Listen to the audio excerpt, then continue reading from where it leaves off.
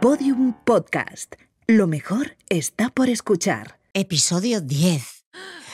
Emociones. Nos queda uno para terminar. Yo no quiero que se termine, pese a que estoy muy cansada, pero tengo una emoción que me invade de tristeza y de pena. Sobre todo porque 3 días maravillosos contigo me han sabido a poco, Patri. Estoy triste. ¿Qué me aconseja la psicóloga? Yo voy a hacerte de psicóloga y voy Venga. a validar tu emoción. Es normal que te sientas triste. Yo también, porque no quiero perderte de vista. Ay, me da penilla. Pero el año que viene te voy a ver en directo en los escenarios, Ay. tú y yo de la mano. Sí, qué Así ganas, que- Patri, qué ganas esa semana. Porque lo mejor de todo eso es luego los ratos y las risas que nos echamos Exacto. viajando por aquí el coche para allá, porque claro, como somos autoproducidas, autodidactas y de todo.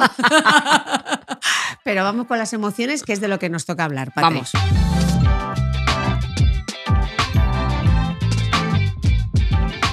Emociones y sentimientos. Menudo cacao maravillado. ¿Qué es lo uno y qué es lo otro? Bueno, pues hay una diferencia muy clara. Vamos a empezar con las emociones, ¿vale? Las emociones son reacciones biológicas, fisiológicas ante un estímulo, ¿vale? Veo un perro y si le tengo miedo al perro digo ¡ah!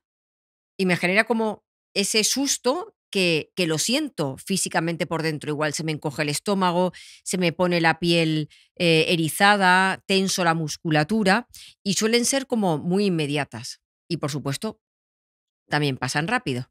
En cambio, el sentimiento es la suma de esa emoción más el pensamiento. Quiere decir, es la manera en cómo interpreto yo esa emoción. Es una toma de conciencia de lo que es la emoción y los sentimientos pueden perdurar años. O sea, no es algo que desaparezca de un momento para otro. Esa sería la diferencia fundamental. ¿Y para qué sirven las emociones? Bueno, pues son mensajeras. Las emociones son como las palomas mensajeras que llevan información de un lado para otro. En este caso la llevan desde nuestros músculos y nuestro sistema nervioso al cerebro y el cerebro les da una interpretación para convertirla en sentimiento, ¿no? La emoción nos está informando que algo pasa en el entorno que nos está afectando. Se habla mucho, Patri, de gestión emocional, ¿no? ¿Qué significa saber gestionar las emociones? Saber gestionar las emociones significa aprender a regularlas. Mira, las emociones se presentan con tanta fuerza en nuestro organismo que si no aprendiésemos a regularlas y a gestionarlas, seríamos como caballos desbocados, porque no controlaríamos ese temperamento y las consecuencias serían desastrosas. Te pongo un ejemplo. Si a ti alguien te hace un comentario de estos haters en las redes sociales y tú en ese momento no regularas tu emoción, seguramente contestarías algo inapropiado, agresivo, fuera de lugar, ¿no? De lo que luego te arrepentirías. O si tú vas en el coche y el que hay al lado te hace una maniobra y tú por dentro dices, lo mato, porque en ese momento los nervios te pueden. Si nos dejásemos llevar y tú paras el coche, abres la puerta y sales como Michael, ¿quién era? Michael en Días de Furia, Michael Douglas en Días de Furia, pues imagínate la que se Sacas podía la liar. recortada. Así que es importante regular las emociones porque las personas tenemos esa parte de conciencia, ética, valores, autorregulación que nos ayuda a templar lo que la emoción nos dice.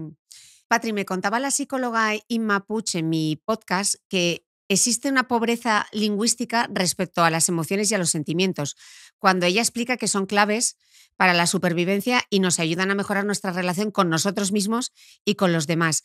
¿Qué consecuencias crees que trae no saber describir nuestras emociones y nuestros sentimientos? Trae consecuencias en el sentido en que si tú equivocas lo que estás sintiendo, también equivocas cómo tienes que gestionarlo. Es importante que las personas aprendamos a conocer y a reconocer cuáles son nuestras emociones y nuestros sentimientos y que tengan un nombre. De hecho, hoy en día existen esos libros tan preciosísimos que se llaman emocionarios, que se supone que están hechos para los niños, pero también están hechos para los adultos, porque los adultos conocen las emociones contadas con los dedos de la mano. Y hay un montón de emociones y sentimientos que deberíamos aprender a nombrar. Tú imagínate que tú vas a hacer este podcast, por ejemplo, ¿vale? El primer día que venimos aquí sin conocer un poco la dinámica. Y yo te digo, ay, Cris, qué nerviosa estoy. Es que tengo una cosa por aquí. Si yo en ese momento digo que estoy nerviosa, puedo empezar a interpretar y sacar consecuencias. Si estoy nerviosa, igual me bloqueo, igual me sale mal, a ver si me trabo y no sale fluido. Pero si en lugar de ponerle el nombre de nervios, digo, ay, Cris, qué ilusionada estoy, tengo unas ganas, eso va a incrementar mi motivación y no voy a anticipar consecuencias negativas de lo que puede ser mi comportamiento en relación con esa emoción. Entonces, ponerle un nombre es importante porque hay muchas emociones que se manifiestan de forma parecida, pero la interpretación que tú le des condiciona el siguiente paso. Cuando tú sales a correr, físicamente tienes la misma sintomatología que cuando tienes ansiedad. Hay tensión muscular, tu respiración se agita, el corazón late más fuerte, estás focalizada en eso, pero estás corriendo, no estás con miedo.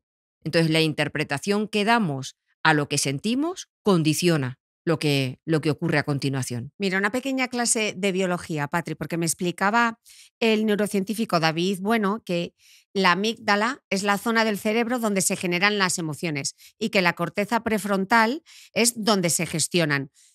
Y este inciso es importante porque ahora tú me tienes que explicar por qué es importante tener esto en cuenta, sobre todo en los adolescentes.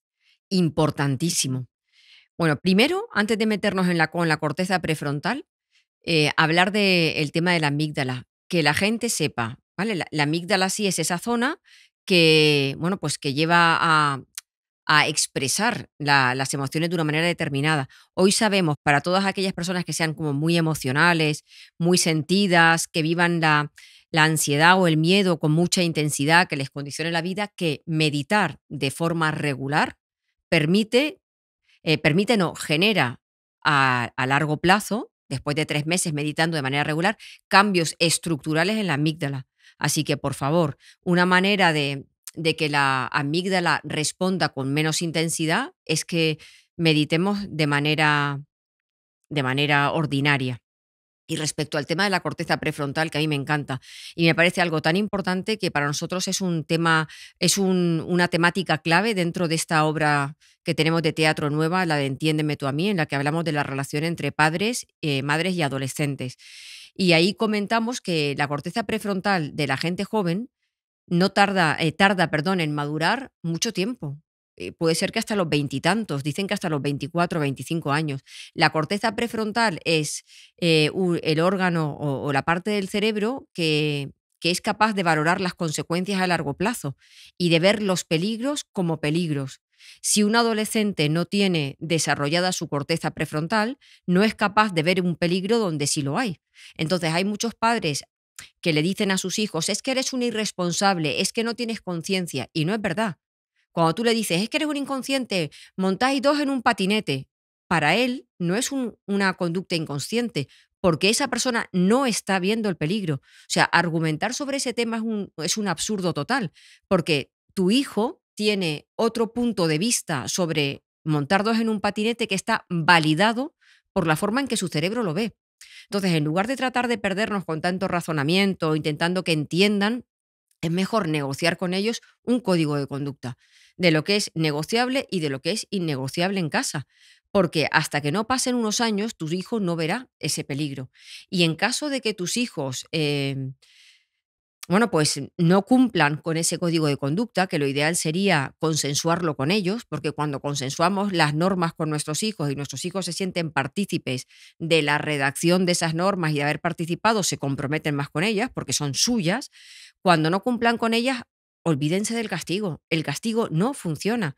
Con el castigo lo único que hacemos es hacer sentir mal a la persona, pero normalmente no hay un aprendizaje. Es mejor establecer consecuencias y hablar. Oye, ¿por qué te cuesta tanto cumplir con el patinete? ¿No? Si te hemos dicho que hay este tipo de peligros y esto es innegociable, pues seguramente tu hijo te diga, es que me cuesta mucho ceder a la presión de la persona que quiere montarse conmigo. Entonces aprovechemos para enseñar a nuestros hijos a poner límites, a decir que no de una manera asertiva, a expresar al compañero cuáles son las consecuencias, no del peligro que no lo ven, pero sí en mi casa si no cumplo con esa norma, porque así será mucho más fácil educar, convencer, que intentar imponer la visión de algo que su corteza prefrontal no puede ver.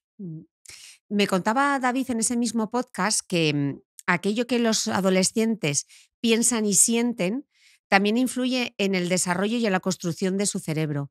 Teniendo esto en cuenta, Patri, ¿cómo podemos ayudar a los adolescentes en esa gestión de sus emociones que hemos hablado antes? Lo más importante, creo yo, es el ejemplo. Si vamos a pedirles que no griten, que no falten el respeto, que sean comedidos, que utilicen bien la tecnología, todo, seamos ejemplo. Ejemplo de no gritar, ejemplo de no faltarles el respeto, ejemplo del uso de la tecnología, ejemplo de muchísimas cosas.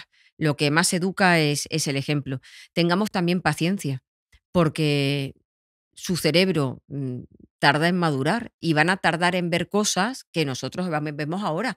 Yo miro ahora para atrás y pienso, cuando yo era adolescente, cómo, no sé, cómo salías, hacías y no te dabas cuenta de que igual te ponías en peligro yendo sola por la calle, yo qué sé, no lo sé, pero éramos mucho más inconscientes de lo que somos ahora, así que tenemos que tener paciencia para repetir y repetir. Es que a veces los padres dicen, es que no se lo repito más. Pues claro que se lo tienes que repetir más, porque a ti, como padre o como madre, que llevas intentando llevar una vida más activa, comer de forma saludable, no levantar la voz y que te lo pones como propósito cada año, no lo consigues, pues tus hijos tampoco van a conseguir las cosas porque se los digas 10 veces.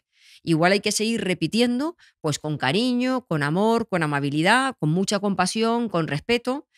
Hay que invitarles a reflexionar también. Cuando hagan algo mal no hay que decirles, eso está mal y deberías hacerlo de esta forma, porque eso no genera aprendizaje. Igual tenemos que sentarles y decir, mira, cuando actúas de esta manera hay estas consecuencias. Para ti, para tus amigos, para nosotros.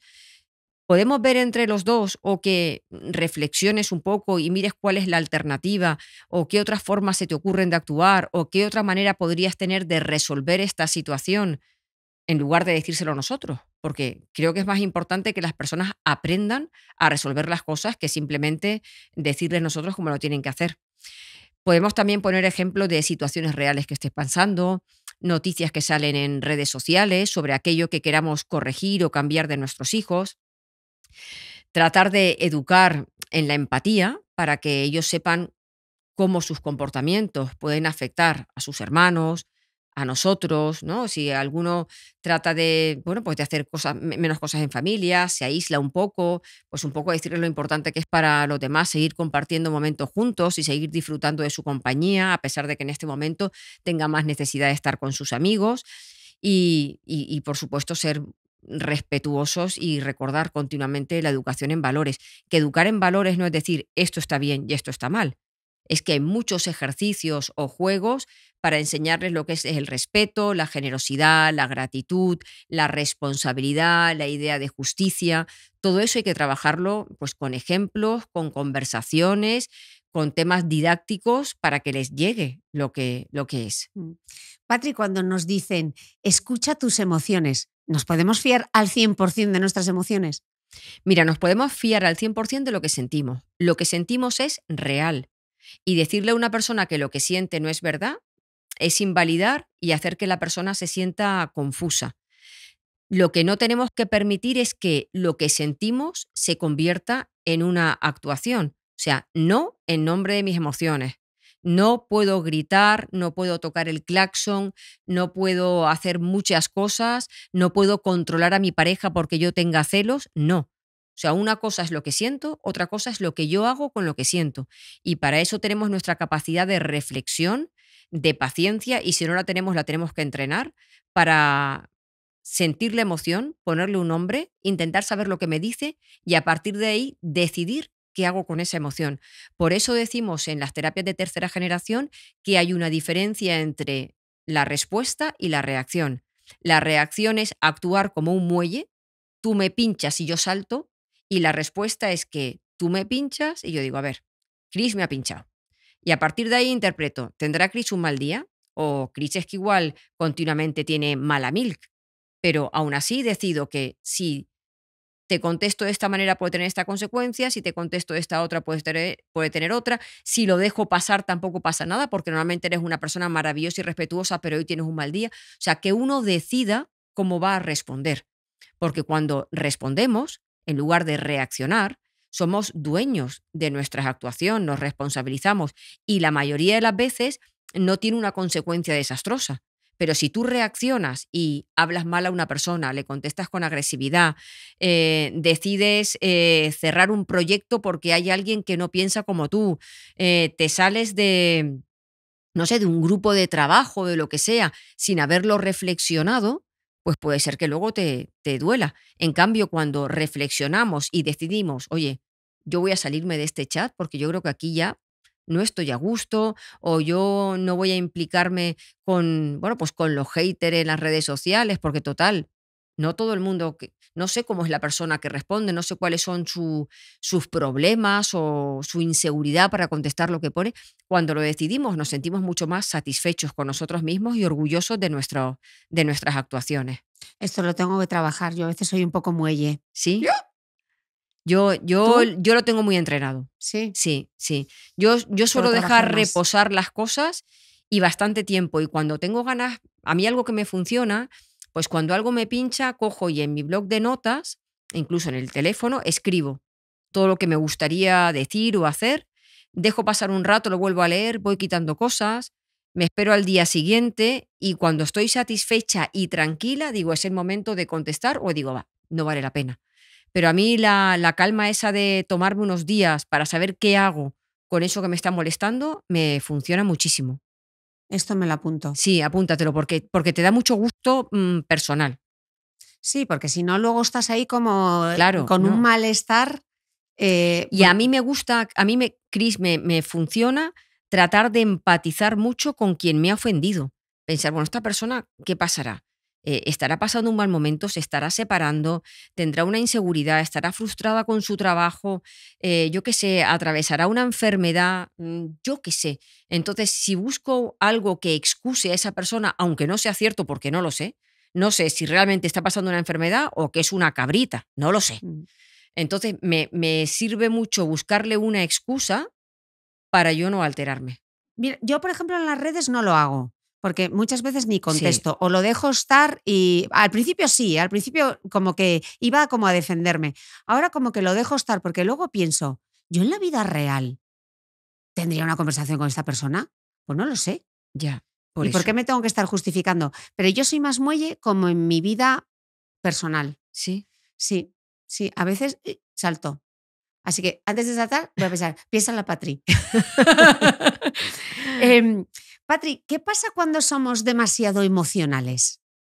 bueno, pues las personas demasiado emocionales, si no saben regular, porque yo soy una persona muy emocional, pero sé regular. Entonces trato de dejarme el exceso de emoción para el disfrute y mantenerme como bastante más fría y sí, y reflexiva con las cosas que me pueden molestar. Pero si tú no regulas tus emociones, la consecuencia es que vas a sufrir, porque todo te va a hacer muchísimo daño. Porque date cuenta que le vas a dar una interpretación, la gente esto lo hace para fastidiarme, es que esto es injusto, es que la vida no sé qué, y eso es un sufrimiento continuo. Entonces ahí tenemos que tratar de regular. También si somos muy emocionales podemos dañar a los demás, porque si tú no te regulas, seguramente contestes con rabia, con desprecio, con falta de respeto a otra persona. Puedes también ser una persona muy impulsiva, porque esa parte emocional te lleva a ser impulsiva y a saltar con ese muelle, y la persona impulsiva actúa de una manera en la que no mide la consecuencia.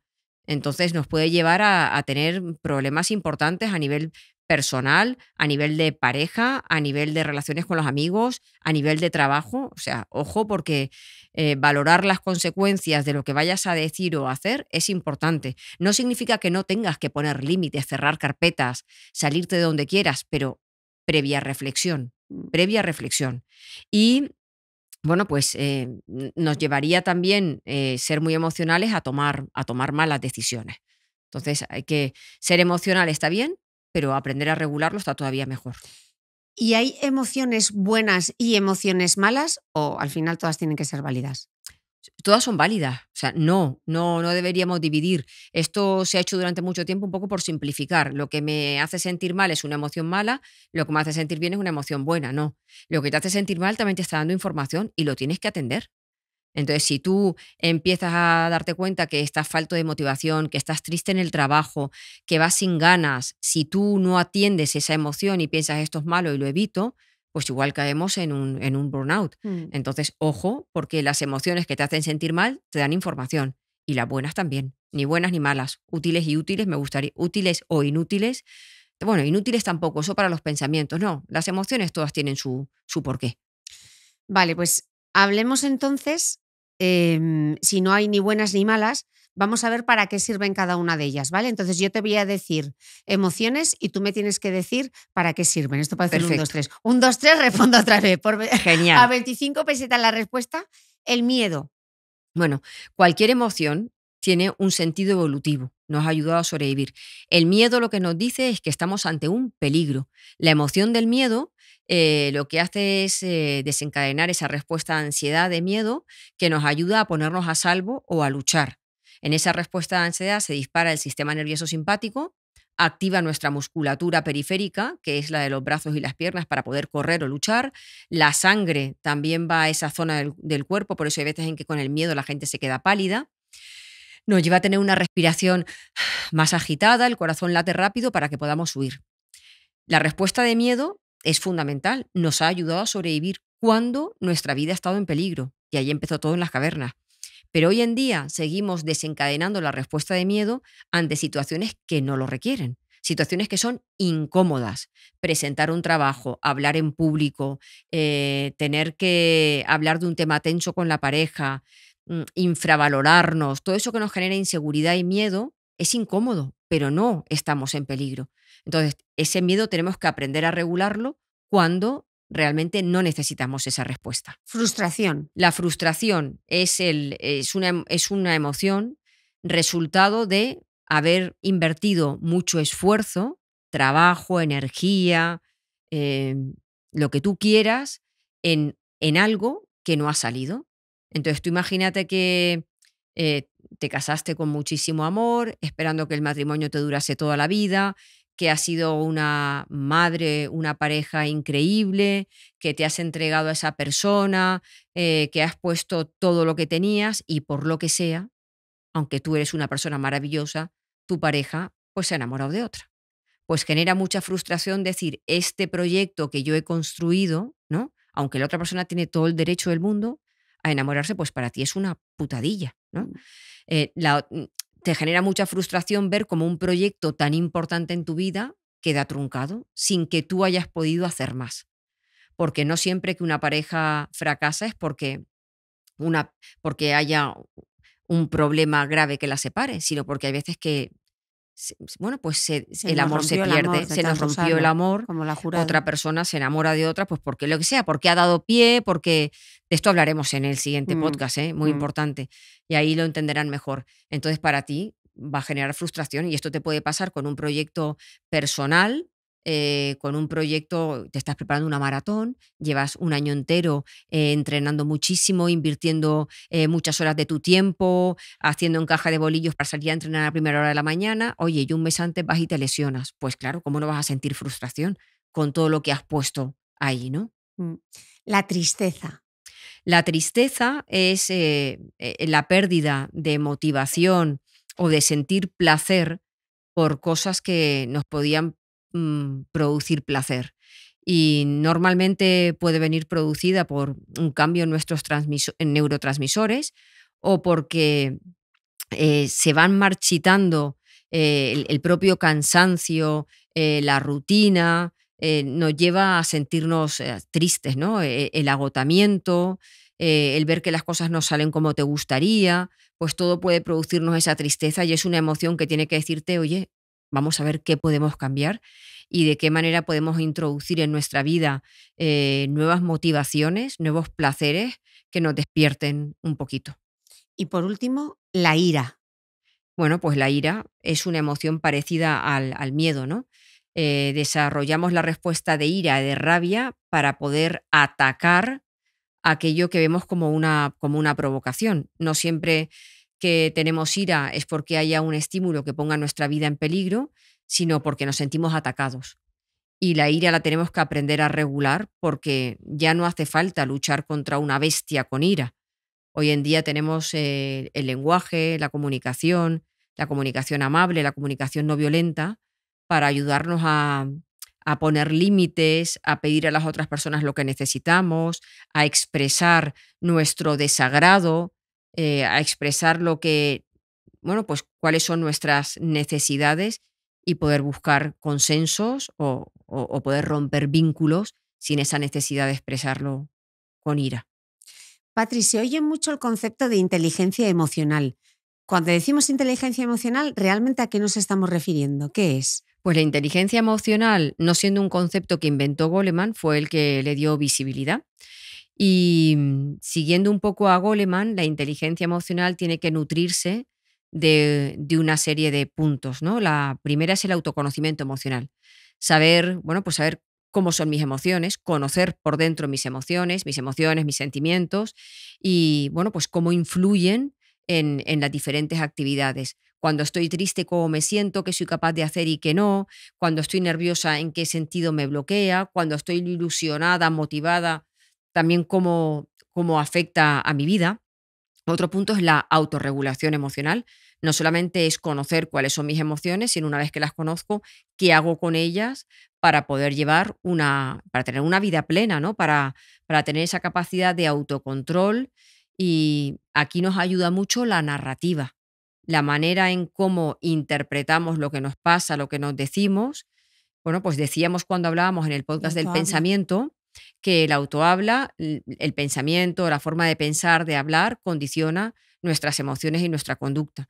Entonces tenemos que buscar una narrativa que nos ayude a regular nuestras emociones, que le dé una explicación a lo que nos ocurre para no dañarnos. Otro punto sería lo que es la automotivación, el tener optimismo, emprendimiento, un optimismo no naif, sino el ver esa parte más de cómo resuelvo este problema en lugar de cómo me deja tirado, en no perder la esperanza, en seguir cultivando el entusiasmo, poner esfuerzo en hacer las cosas, en focalizar en las cosas que suman en lugar de las que restan. El cuarto punto sería trabajar la empatía, que ya no solamente es que uno sepa conocer sus emociones y regularlas, sino que sepamos conocer y reconocer las emociones de otras personas para poder ayudar, para no dañar a otras personas y crear vínculos que perduren, vínculos que sean honestos, porque las relaciones con los demás es una fuente enorme de bienestar y satisfacción. Y la empatía ayuda a cuidar de esas emociones, a que haya esa responsabilidad afectiva que es tan importante, a que los vínculos, a tener vínculos bonitos y respetuosos. Y lo último de la inteligencia emocional sería tener habilidades sociales, que es esa capacidad para ser una persona asertiva, para poder expresar tus derechos, para poder expresar amor, agrado, afecto, para poner límites a los demás, para saber hablar en público, para pedir de una manera respetuosa. Ahí tendríamos un poco lo que es la inteligencia emocional en esos 5 puntos. Yo empecé este podcast con la emoción de tristeza porque se acerca el final. Y voy a terminar este podcast con la emoción de agradecimiento. Porque, hija mía, lo que estoy aprendiendo yo contigo. Muchas gracias, Cris. Así que el jueves que viene... Nos vemos en el último. Nos vemos en el último. Para hablar de parejas. Nos hemos dejado la traca final, ¿eh? ¿Qué os diremos? ¿Qué os contaremos? Bueno, pues hasta el jueves que viene. Hasta el jueves. ¿Has escuchado? Nena, no te compliques. Una producción de Podium Podcast y La Coproductora. Presentación y guión, Cristina Mitre y Patri Psicóloga. Producción, Maite Lizundia y Valentina Marín Martín. Jefe técnico, Aitor Álvarez. Técnico audiovisual, Cristian Aira, Mario Arpón, José Lastra y Sandra Ceballos. Operadores de cámara, Marcos Carrasco y Emilio del Sol. Realización audiovisual, Bea Polo. Diseño sonoro, Elizabeth Búa. Jefe de proyecto de Podium Podcast, Jesús Blanquiño. Producción ejecutiva, Lourdes Moreno Cazalla. Maquillaje, Ana Martín, para Mía Cosmetics París. Y los maravillosos looks de Celia B.